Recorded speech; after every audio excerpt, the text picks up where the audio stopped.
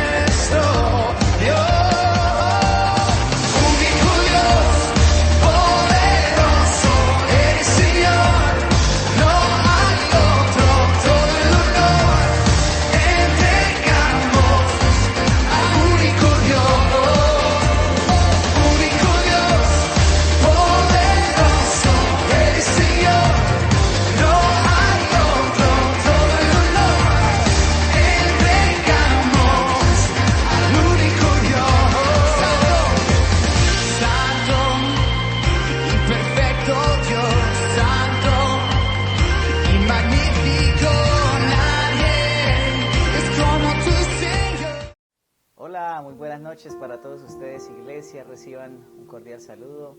Este es un tiempo especial en el cual podemos estar desde la comodidad de nuestro hogar, ahí en tu casa donde tú te encuentres, con toda tu familia. Queremos darte la bienvenida a este lugar, queremos darte la bienvenida para este servicio especial que Dios ha preparado para cada uno de nosotros. El Señor ha traído un fuego, un denuedo especial en el cual cada uno de ustedes y cada uno de nosotros hemos podido experimentar aún en estos tiempos difíciles. Dios es fiel, Dios es maravilloso. Y aún ahí donde tú te encuentres, yo quiero invitarte a que podamos deleitarnos y podamos celebrar este día y podamos darle al Señor todo el honor, toda la gloria y que podamos alabarle a Él, como a Él se merece, como a Él es digno de toda la gloria, Él es digno de todo el honor. Entonces yo quiero invitarte que ahí donde tú estés, ahí a través de tu computadora, a través de tu celular o a través de cualquier dispositivo que tú tengas, que Dios te ha permitido tener en este tiempo para poder disfrutar de ese servicio, podamos darle la gloria a Él y podamos exaltarle y podamos decirle: Señor, Padre, tú eres santo, Dios, tú eres maravilloso, Señor, tú eres fiel, Padre, y por tu sangre, Señor, por esa sangre preciosa, Señor, por esa sangre maravillosa, Padre Santo, que nos has permitido ser libres, Señor. Así que decláralo conmigo en este tiempo. Oh, Señor, muchas gracias, Dios. Dale el honor ahí donde tú estés. No importa la circunstancia que estés pasando. Decláralo conmigo y dile: preciosa sangre, Dios. Preciosa sangre que se derramó. Oh, Señor, gracias. Vamos, decláralo y dile: preciosa sangre fluyó por amor. Oh, Jesús, muchísimas gracias te damos. Sobre ti el dolor, tus venas lloraron. Jesús, Jesús, Jesús.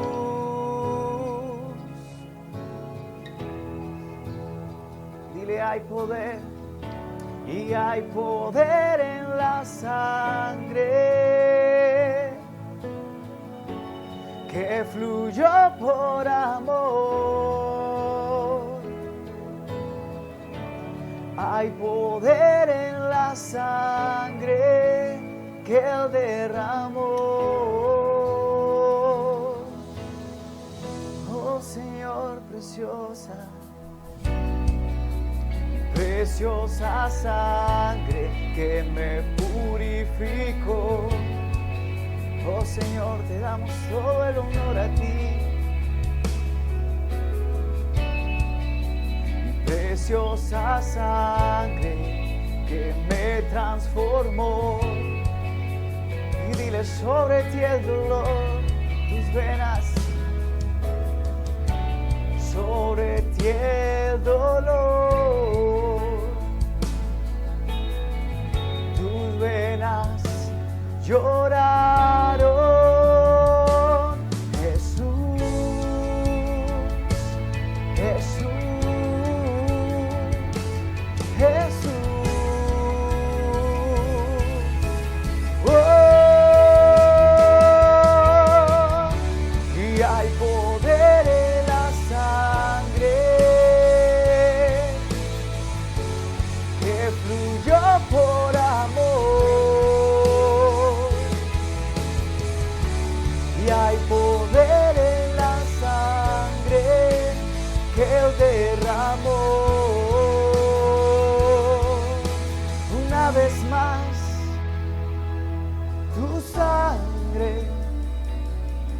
me transformó. Tu sangre me perdonó. Tu sangre me limpió, tu sangre me sanó, tu sangre me sanó. Vamos a declarar, me transformó, tu sangre me perdonó, tu sangre, dile, me limpió, tu sangre me sanó, tu sangre me sanó. Hay poder en la sangre que fluyó por amor, y hay poder en la sangre que Él derramó. Vamos una vez más, decláralo. Y hay poder en la sangre y de Jesús que fluyó por amor. Oh, hay poder en la sangre que Él derramó. Oh Señor, y te alabamos, Cristo, y te damos todo el honor, Señor. Toda la honra, Señor, a ti te pertenece, porque tú eres, Señor, porque tú eres fiel, Dios, porque aún en medio de las pruebas, aún en medio de la dificultad, aún en medio de esta situación que estamos viviendo, Dios es maravilloso y Dios es fiel.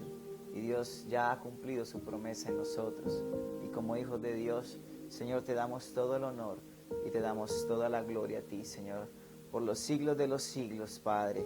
Muchísimas gracias. En el nombre de Jesús.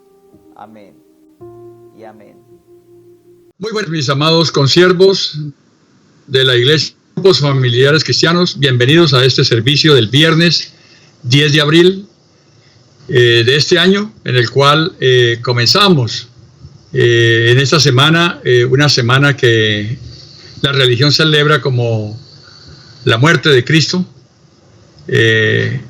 Nosotros celebramos la resurrección de Cristo.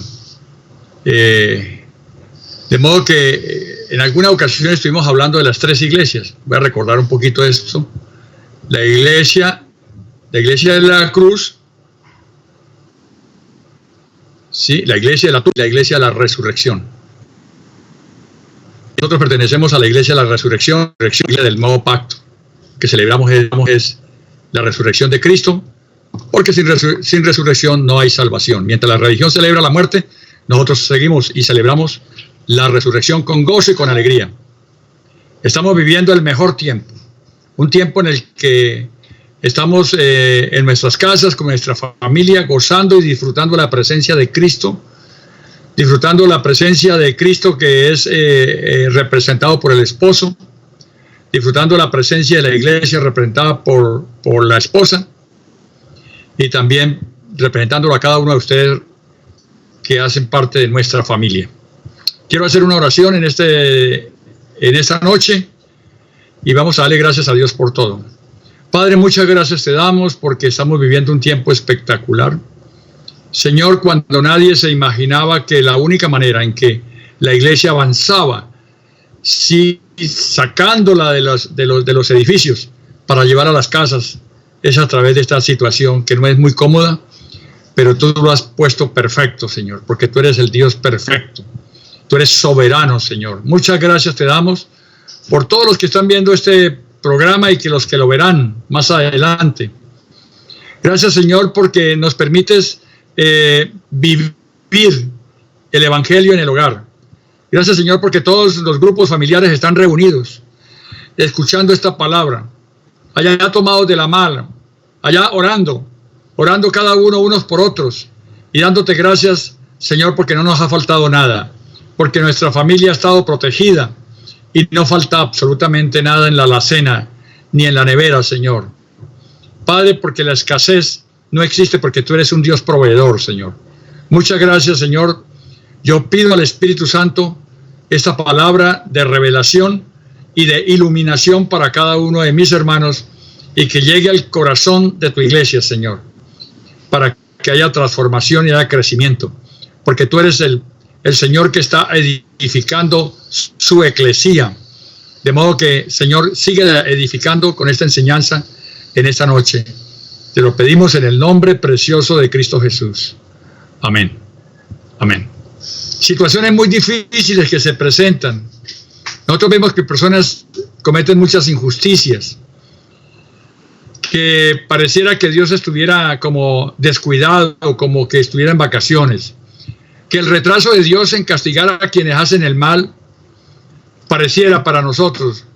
Pero mis hermanos, esto no indica que Dios esté inhabilitado para manejar las situaciones, sino que es una manifestación de su intención para demostrar su poder. Dios creó el mundo y el universo sigue bajo su dirección, bajo su autoridad y bajo su control. Nunca lo ha abandonado. Él nunca ha tomado vacaciones, siempre está pendiente de nosotros y nunca se cansa. De modo que tenemos un Dios poderoso que hace justicia, pero Él la hace a su manera, porque Él es un Dios misericordioso y aplica la misericordia a todas las personas. Miremos Romanos 9, del 14 al 21. Dice, ¿qué pues diremos? ¿Que hay injusticia de Dios? En ninguna manera. Dios no es injusto. Él es paciente, pero Él no es injusto. El versículo 15 dice, pues a Moisés le dijo, tendré misericordia del que yo tenga misericordia, y me compadeceré del que yo me compadezca. Esta es la voluntad soberana de Dios, la cual le permite tener misericordia del hombre conforme a su deseo. La misericordia de Dios es una acción hecha conforme a la condición miserable del hombre. Y esto es algo exterior. En cambio, la compasión se refiere a un sentimiento que se expresa con gemidos y lágrimas. Por lo tanto, la compasión de Dios para con el hombre es algo interior. La misericordia es exterior. La compasión es interior. La compasión es más profunda que la misericordia. El versículo 16 dice, así que no depende del que quiere, ni del que corre, sino de Dios que tiene misericordia. Tremendo esto. 17, porque la Escritura dice a Faraón, para esto mismo te he levantado para mostrar en ti mi poder y para que mi nombre sea anunciado por toda la tierra. De manera que de quien quiere, tiene misericordia, y de quien quiere, endurece su corazón. Pero me dirás, ¿por qué pues inculpa? Porque ¿quién ha resistido a su voluntad? Más antes, oh hombre, ¿quién eres tú para que alterques con Dios? Dirá el vaso al barro, al que lo formó, ¿por qué me has hecho así? ¿O no tiene potestad el alfarero sobre el barro para hacer de la misma masa un vaso para honra y otro para deshonra? Pues Dios nos escogió para que seamos vasos de honra para poderlo contener. Y todo esto proviene de su misericordia y no lo podemos obtener por nuestros esfuerzos. Por esto debemos adorarle a Él por su misericordia. Y te quiero decir algo, mi hermano, tú eres un escogido. Somos escogidos por Dios por su misericordia. Seguimos versículo 22.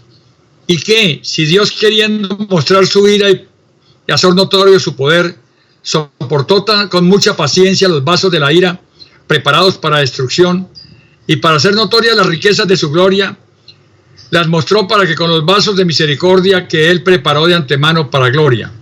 Esta es la gloria que se encontrará en la manifestación del reino, en el cual participaremos nosotros de este reino venidero, los que habremos sido revelados como hijos de Dios, y tú y yo somos sus hijos, hemos sido escogidos, los santos, somos salvados, sostenidos, confortados para la vida y el ministerio mediante el poder de Dios. Dios tiene el poder para hacernos sus santos. Miremos lo que dice Romanos 16, 25. Y al que puede confirmarnos según su evangelio y la predicación de Jesucristo, según la revelación del misterio que se ha mantenido oculto desde tiempos eternos. Permítame sugerirles varias maneras en que el poder de Dios se cruza con nuestras vidas. Lo primero que haremos a la luz del poder de Dios es temer, honrar y servir a Dios y solo a Dios. Reconocer que las Escrituras nos enseñan que Dios es infinitamente poderoso y por lo tanto debiéramos eliminar la palabra imposible de nuestro vocabulario. Para Dios no hay nada imposible. Con cuánta frecuencia excusamos nuestro pecado, apelando a nuestra inhabilidad humana. Decimos, pero es que yo soy humano. Sí, así es. Pero Dios no solo nos ha salvado con su poder, sino que también obra en nosotros para fortalecernos, respaldarnos y santificarnos por ese mismo poder. Romanos 8, del 8 al 11. Y los que viven según la carne no pueden agradar a Dios. Mis hermanos, todos aquellos que viven conforme a su propia voluntad es que los que viven según la carne. Ellos no pueden agradar a Dios. Dios no puede estar agradado por una persona así. Versículo 9 dice, mas vosotros no vivís según la carne, sino según el Espíritu. Si es que el Espíritu de Dios mora en vosotros. Y si alguno no tiene el Espíritu de Cristo, no es de él. Es muy clara la palabra, mi hermano. Si nosotros no tenemos el Espíritu de Cristo, si el Espíritu Santo no vive en nosotros, no podemos hacer nada. Seguimos viviendo en la carne.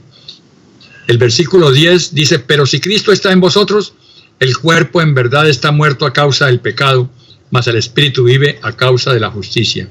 Y si el Espíritu de aquel que levantó de los muertos a Jesús mora en vosotros, el que levantó de los muertos a Cristo Jesús vivificará también vuestros cuerpos mortales por el Espíritu que mora en vosotros. La lección y la utilización que Dios hace de los renacidos como vasos de arcilla necios, débiles y carnales, es para demostrar su poder. Y esos renacidos somos nosotros, que hemos tenido dos nacimientos: el nacimiento natural por nuestra madre y el nacimiento espiritual por medio de Cristo. Primera de Corintios 1, 18 y 19 dice, porque la palabra de la cruz es locura a los que se pierden, pero a los que se salvan, esto es, a nosotros, es poder de Dios. Pues está escrito, destruiré la sabiduría de los sabios y desecharé el entendimiento de los entendidos. Cuando miramos o oramos en el poder de Dios, no necesitamos confiar en nuestras propias fuerzas, ni en los métodos humanos, ni nos atrevemos a hacerlo. Por medio de la debilidad de la cruz, Dios trajo salvación al hombre, y por medio del hombre proclamó su evangelio. A través de métodos débiles y poco impresionantes, el evangelio es proclamado confiando en el poder de Dios para convencer y convertir a los pecadores. Así podremos confiar en Dios y no en los hombres. Primera de Corintios 1, 26 al 29. Pues mirad, hermanos, vuestra vocación, que no sois muchos sabios según la carne, ni muchos poderosos, muchos nobles. Los sabios según la carne están humillados, son desautorizados. 27 dice, sino que lo necio del mundo escogió Dios a nosotros, para avergonzar a los sabios, y lo débil del mundo escogió Dios a nosotros, para avergonzar a los fuertes, y lo vil del mundo y lo menospreciado escogió Dios a nosotros, y lo que no es, para deshacer lo que es, a fin de que nadie se jacte en su presencia. No es por lo que usted tenga, mi hermano, ni por lo que usted sepa, es por el poder de Él. No es esta la forma como actúa la iglesia. Hoy la iglesia está actuando de otra forma. Hoy la iglesia está predicando en marketing exitoso, en ventas, métodos persuasivos de cualquier vendedor profesional. Estamos entrenando a nuestros líderes con métodos de cultura secular, y esa palabra no debiera de existir, pero hoy la tenemos en cuenta. ¿Por qué? Porque estamos utilizando todo esto para entrenar a nuestros líderes con sistemas humanos, y no les enseñamos a ser embajadores del reino. Hoy se ofrecen en muchas comunidades teoterapias. Eso es puro humanismo barato. La primera de Corintios 2, del 1 al 5 dice, así que, hermanos, cuando fui a vosotros para anunciaros el testimonio de Dios, no fui con excelencia de palabras o de sabiduría, pues me propuse no saber entre vosotros cosa alguna, sino a Jesucristo, y a este crucificado. Y estuve entre vosotros con debilidad y mucho temor y temblor. Y ni mi palabra ni mi predicación fue con palabras persuasivas de humana sabiduría, sino con demostración del Espíritu y de poder, para que vuestra fe no esté fundada en la sabiduría de los hombres, sino en el poder de Dios. ¡Qué tremendo es esto! Si realmente creemos en el poder de Dios, en su omnipotencia, en su soberanía, primero acudamos a Él en oración y no dejemos como el último recurso. Primero Él y consideremos a Dios como nuestra única fuente de bendición. Y así es, Él es el único. Pero acudimos a métodos humanos, acudimos al agiotista, acudimos al banco, acudimos a cosas humanas y a Él lo dejamos de último. Y cuando ya no podemos, entonces nos acordamos de Él. Mi hermano, esto es para la oración. Ahora, dice, ¿por qué orar si el universo está gobernado por leyes? Esa es una de las preguntas tremendas. Porque lo que sigue de aquí en adelante es lo que a veces pensamos, por lo cual no debemos orar. El universo fue creado bajo la ley natural. El ser humano recibió autoridad sobre todo este conjunto de cosas creadas, sujeto a la ley natural, y fue a través de los 5 sentidos naturales. Adán se podía comunicar con el universo a través de estos 5 sentidos naturales. El ser humano fue sujeto a la ley espiritual, que regula su relación con Dios. Repito, el ser humano fue sujeto a la ley espiritual, que regula su relación con Dios, y a la ley moral que regula su relación con su prójimo, de modo que mientras que obedece a Dios, reinó la armonía perfecta y comunión con Dios, con la naturaleza, con el prójimo y consigo mismo. Adán fue dotado de 5 sentidos espirituales. Cuando el ser humano pecó, se rebeló contra la voluntad de Dios y desobedeció, se distorsionó lo que Dios había creado como bueno. O sea, el hombre pecó y entró la corrupción. Los 5 sentidos espirituales quedaron inactivos. Cuando Dios se manifestó en Cristo, entonces comenzó a restaurar su propósito original para su creación y para el ser humano. En Cristo Dios termina el pecado. En Cristo recupera el reino. Primera de Juan 3, 5 y 6 dice, y sabéis que Él apareció para quitar nuestros pecados, y no hay pecado en Él. Todo aquel que permanece en Él no peca. Todo aquel que peca no lo ha visto ni le ha conocido. En Cristo, Dios restaura la armonía perdida. El hombre recupera los 5 sentidos espirituales. Y por eso hoy podemos tener el discernimiento para poder recibir la revelación y para recibir la iluminación, que es Cristo, que es la luz del mundo, para poder entender ese discernimiento, tener esa sabiduría y para llevarlo a nuestra propia vida, para que podamos vivir correctamente de acuerdo a la dirección, a la buena voluntad de Dios, agradable y perfecta. Dios no anula la ley por causa de nuestras oraciones. Usted puede orar todo lo que quiera, Dios sigue siendo Dios y Él va a hacer su voluntad. Dice, las respuestas a nuestras oraciones no van contra sus leyes físicas, contra sus leyes morales o contra sus leyes espirituales. No hay improvisaciones, ni emergencias, ni sorpresas en Dios. Romanos 8:28 dice, sabemos que a los que aman a Dios, todas las cosas les ayudan a bien. Esto es, a los que conforme a su propósito son llamados. Nosotros a veces pensamos que las cosas que nos suceden son para mal, pero la palabra nos está diciendo que todo lo que nos suceda es para bien, porque Dios no tiene pensamientos de mal para nosotros, sino pensamientos rectos, pensamientos de bien y de bienestar para cada uno de nosotros. Aunque Dios es soberano, Él no viola ninguna de sus leyes. Él las creó con toda su autonomía, no para violarlas, sino para que se cumplan. No tiene que pedirle permiso a la creación para actuar. En su soberanía, Él es libre, soberano. Por eso para Dios no hay nada imposible. El mundo no está gobernado por la ley, el mundo está gobernado por Dios conforme a sus propias leyes. Por eso, en la oración del nuevo pacto, oramos por todo aquello que sabemos que está de acuerdo con la voluntad de Dios. Y deja la respuesta a Dios, quien siempre obra más allá de lo que pedimos o entendemos. No oramos para conocer la voluntad de Dios. Esto es lo que hacen los religiosos o los paganos. Por el contrario, oramos porque conocemos cuál es la buena voluntad de Dios, agradable y perfecta, de acuerdo como dice Romanos 12:2. Dios siempre contesta nuestras oraciones. ¿Y cómo contesta Dios nuestras oraciones? A veces dice sí, otras veces dice no, y otras veces queda en silencio, pero siempre responde. El silencio es una respuesta de Dios. Yo siempre quedo tranquilo y contento porque sé que Él ha contestado según su plan. Lo mejor para mí. Sus planes son los mejores para ustedes y para todos sus hijos. ¿Por qué orar si Dios ya ha sentenciado al mundo? Dios es juez, pero Dios es amor y es justo. Sus juicios son inexorables. Eclesiastés 12:14 dice, porque Dios traerá toda obra a juicio, juntamente con toda cosa encubierta, sea buena o sea mala. Hay dos hechos con respecto a la oración. Número 1, el mundo está condenado por su pecado.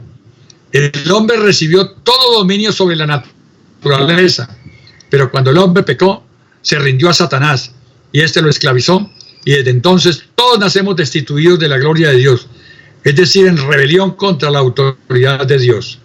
Adán pecó y el reino se perdió. El reino es el paraíso, el reino es el jardín del Edén. Vino Cristo a restaurar lo que se había perdido, que era el reino de Dios. O sea, entramos nosotros ahora al reino de Dios, que es el mismo paraíso. Todo el que está ahora en el nuevo pacto es un hijo de Dios, camina en el paraíso. Romanos 8:6-8 dice, porque el ocuparse de la carne es muerte, pero el ocuparse del espíritu es vida y paz. Por cuanto los designios de la carne son enemistad contra Dios, porque no se sujetan a la ley de Dios, ni tampoco pueden. Y los que viven según la carne no pueden agradar a Dios. La palabra y las acciones del hombre son rebelión, según Ezequiel 8:4. La persona que peque morirá. Cuando nos sometemos al gobierno de un rey natural, él hace justicia al quebrantarse la ley. Él no es un rey salvador, él hace justicia, pero cuando nos sometemos a la ley de Dios, él tiene misericordia. Segundo, el mundo no carece de esperanza. Dios no deja al ser humano perecer en su condenación por causa del pecado.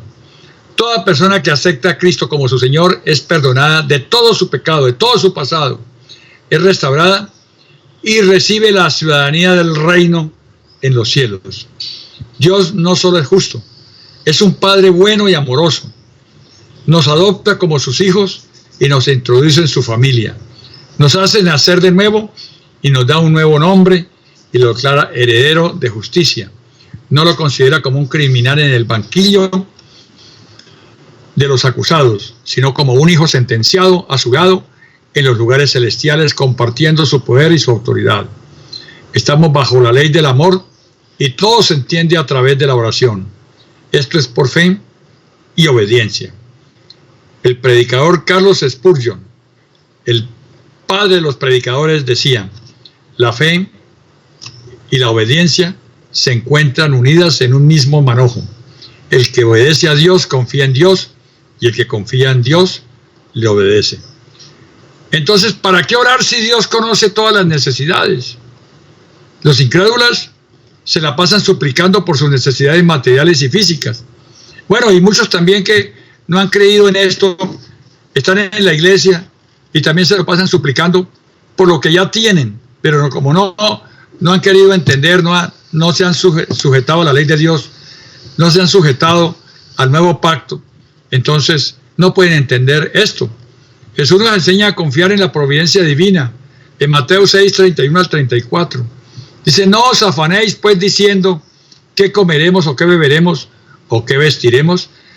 A algunos de ustedes tal vez les haya pasado que ahora que estamos en esta situación donde no podemos salir a comprar, pero que tenemos en la nevera, estamos comiendo y ya estamos pensando qué comeremos mañana, o qué beberemos, o cómo nos vestiremos. Esos son los gentiles. Versículo 32 dice, porque los gentiles buscan todas estas cosas, pero vuestro Padre Celestial sabe que tenéis necesidad de todas estas cosas. Entonces, si nosotros sabemos que el Padre Celestial sabe que necesitamos todas estas cosas, entonces ¿por qué nos preocupamos? Confiemos en su palabra se cumple, y cuando se cumple su palabra, la fe nuestra va a seguir creciendo. Repito el versículo 32, porque los gentiles buscan todas estas cosas, pero vuestro Padre Celestial sabe que tenéis necesidad de todas estas cosas. Y el 33 dice, mas buscad primeramente el reino de Dios y su justicia, y todas estas cosas os serán añadidas. Mi hermano, cuando nosotros buscamos las añadiduras, entonces se nos complica la vida porque no tenemos tiempo para buscar el reino.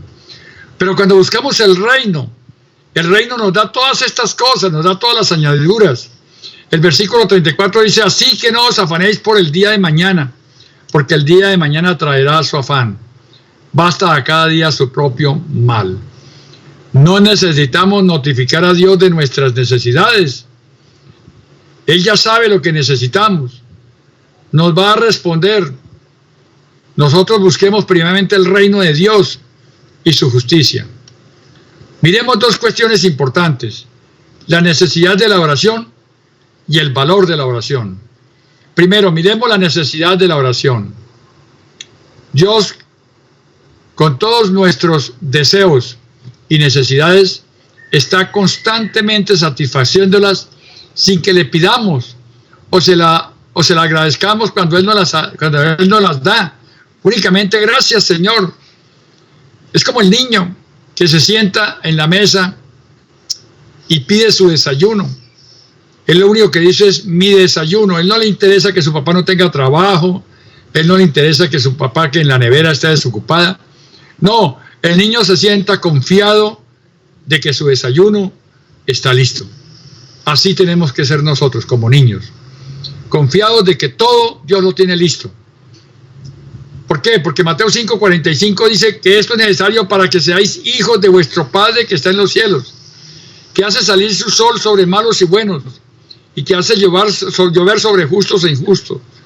Dios derrama sus bendiciones sobre todas sus criaturas, más allá de las actitudes de estas hacia Él. Él no anda llevando una contabilidad de merecimientos y premios para bendecir tan solo a los que se lo merecen.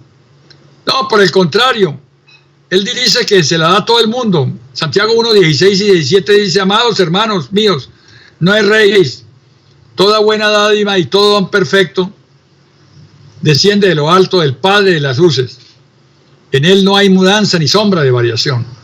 Todo lo bueno desciende de Dios y Él se lo entrega al que Él quiere, buenos y malos, a todos. Entonces, ¿qué necesidad tengo yo ser bueno? Lo que pasa es que yo soy bueno, entonces Él va a tener algo más. Porque dice Él, pero Él tiene guardado mucho más para los hijos obedientes que para las criaturas. Por eso debemos orar. Por eso debemos orar. No es para que nos den, sino para que llegue lo que ya tenemos. Segundo, veamos el valor de la oración. Miremos dos dimensiones del valor de la oración. Tiene un valor objetivo, real, tangible, el de la oración.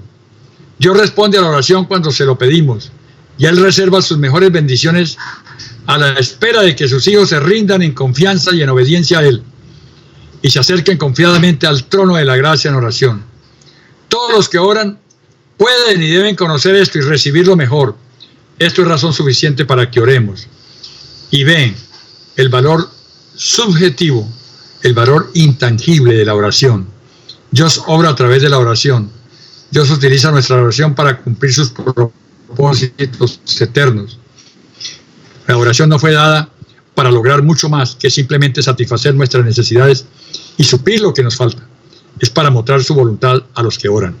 A medida que oramos por los perdidos, por el poder del Espíritu Santo, Dios convence a los perdidos para que se conviertan y levanta a los que han caído si oramos por ellos.